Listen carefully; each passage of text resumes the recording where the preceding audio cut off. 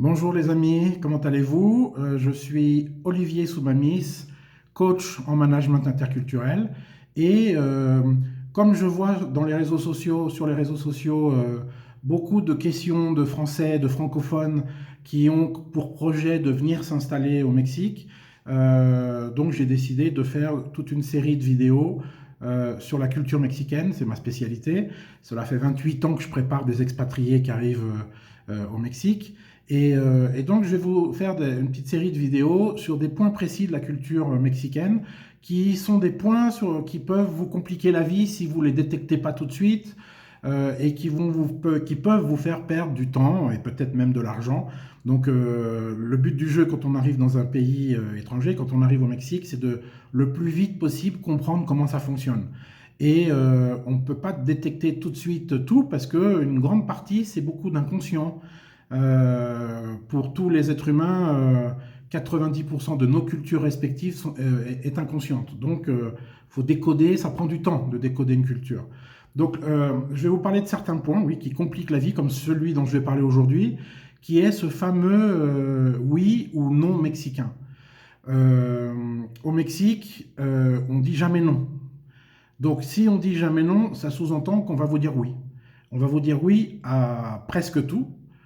Pour pas dire, faut pas être dans l'excès, peut-être pas à tout, mais à presque tout, on va vous dire oui. Mais ce oui mexicain, il veut pas forcément dire oui. C'est-à-dire que pour nous, Français, c'est clair, vous me faites une proposition qui m'intéresse, je vais vous dire oui. Vous me faites une proposition qui ne m'intéresse pas, je vais vous dire non. Et je vais vous le dire cash, en face de vous, sans problème. Et vous allez l'assumer, c'est mon droit de ne pas avoir, votre projet ne m'intéresse pas.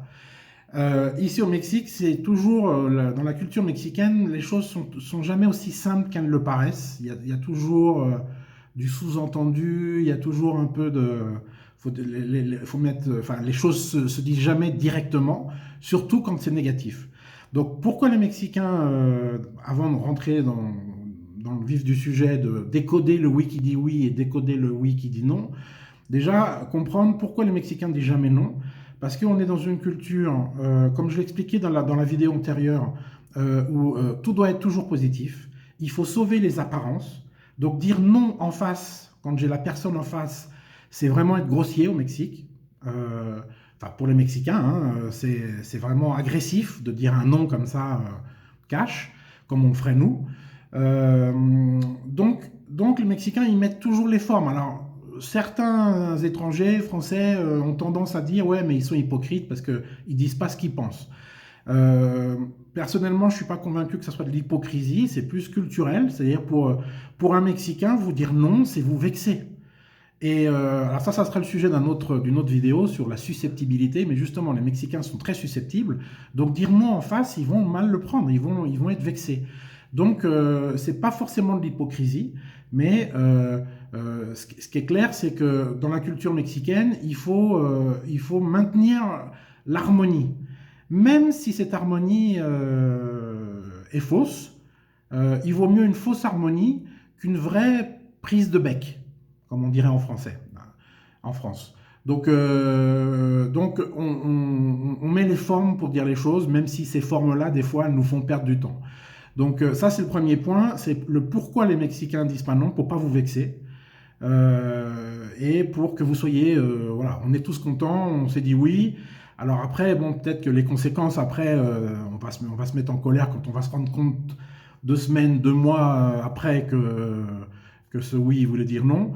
Mais sur le moment, en tout cas, pour les Mexicains qui vivent souvent le moment présent, on a sauvé les apparences, tout le monde est content. Donc maintenant, comment décoder le oui qui dit oui et le oui qui dit non? Donc pour le oui qui dit oui, bon, bah, c'est simple, c'est comme partout. Si vraiment le Mexicain, quand il dit oui, il est sincère, qu'il est vraiment intéressé par votre projet, par exemple, bon, bah là, les choses derrière vont se mettre en route naturellement et selon les plans, selon les dates qui sont prévues, ça va se mettre en route. Ça, c'est le oui qui dit oui, qui est simple, qui a décodé, c'est comme en France, c'est comme au Japon. Un oui qui dit oui partout, c'est relativement simple, puisque naturellement, les choses se mettent en place toutes seules, tout seul. Par contre, comment décoder ce oui qui dit non? Donc là, le oui qui dit non, personnellement, c'est ce que moi j'appelle la stratégie du mort.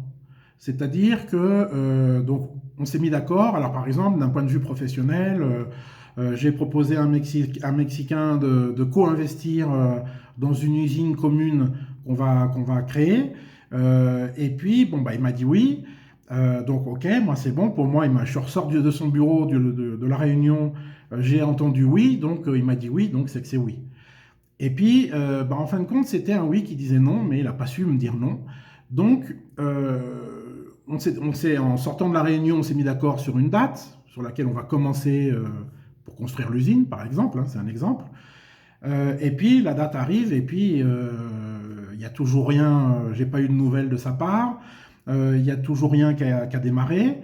Donc, je vais appeler sa secrétaire, je vais appeler, c'est sa secrétaire qui répond, et je lui dis, bon, alors... je suis monsieur Martin, on avait décidé qu'on allait démarrer. Ah écoutez, laissez-nous vos coordonnées. Il est parti aux États-Unis hier. Euh, il revient la semaine prochaine. On vous rappelle la semaine prochaine. Ah ok, très bien. Bon. Et puis la semaine prochaine arrive, et puis vous n'avez pas de nouvelles. Puis vous êtes dans votre quotidien, vous êtes dans autre chose, donc vous laissez passer une autre semaine, et vous vous rappelez qu'il y avait ce projet, donc vous reprenez le téléphone. Et puis quand vous appelez la secrétaire, vous dites écoutez, on vous rappelle dans une demi-heure, ou dans une heure, ou dans l'après-midi. Là, il est en réunion. Bon, ok. Il est en réunion. Ils vont me rappeler cet après-midi. Ok. Puis cet après-midi passe, et puis pas de nouvelles. Et puis, vous, 3 jours après, bah tiens, il m'a pas rappelé, Juan, donc je reprends le téléphone. Et ainsi de suite. Et à chaque fois, il va y avoir un prétexte qui justifie qu'il ne peut pas vous prendre. Et donc, on va vous rappeler, laissez-nous vos coordonnées, ou rappeler la semaine prochaine, etc. Et à chaque fois, si à chaque fois que vous appelez, il y a un prétexte qui justifie qu'il ne peut pas vous prendre, ou même à la limite il va vous prendre, mais il va vous donner une excuse. Écoute, là je suis vraiment désolé, mais j'ai ma grand-mère qui vient de décéder.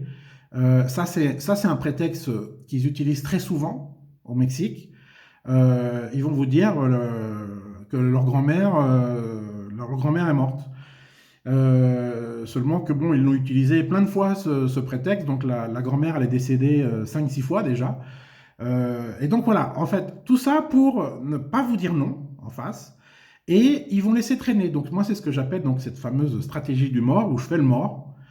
Et l'objectif de cette stratégie du mort, c'est qu'il y a un moment où c'est vous qui allez laisser tomber, parce que ça fait 10 fois, 20 fois, 50 fois que vous appelez, vous arrivez à rien, et il y a un moment où vous dites, bon, stop. Donc, euh, le oui qui dit oui, les Mexicains sont un peu des fois comme des enfants. C'est-à-dire que les enfants, quand ils veulent quelque chose, ils le veulent tout de suite. Ils n'ont pas la patience. Bon, le Mexicain est un peu comme ça. Le oui qui dit oui, c'est un oui où c'est lui qui va vous mettre la pression. C'est-à-dire qu'il voudrait que l'usine elle soit montée demain ou la semaine prochaine. Il y a un certain temps pour monter l'usine. Donc là, c'est le Mexicain qui va mettre la pression quand il est vraiment intéressé. Par contre, s'il n'est pas intéressé, alors là, ça va traîner et ça va traîner. Et nous, on est dans une culture où tant qu'il m'a pas dit non,